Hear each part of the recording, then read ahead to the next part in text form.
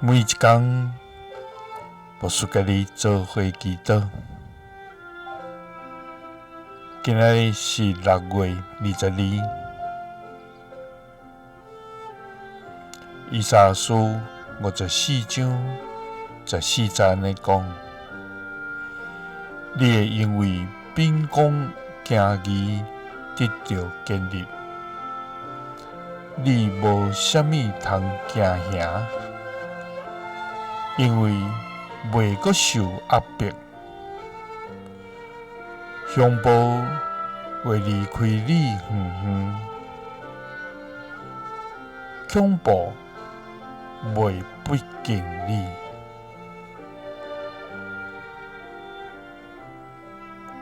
三甲来祈祷，因为阮无啥物通惊吓的天父，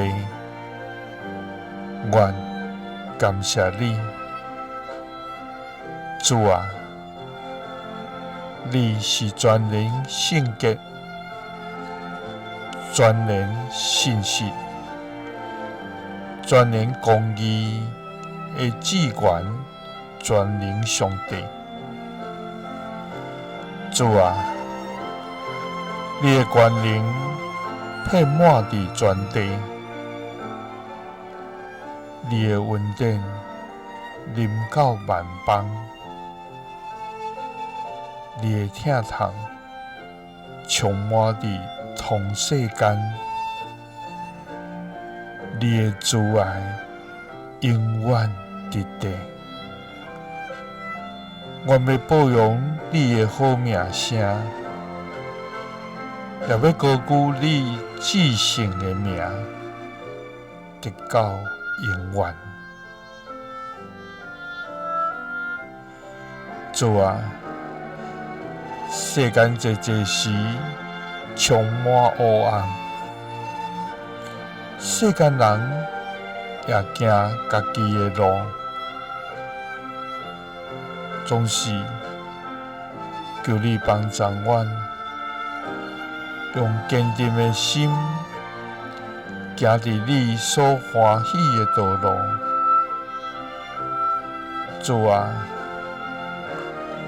阮会因为秉公行义得到建立，阮无啥物通惊吓，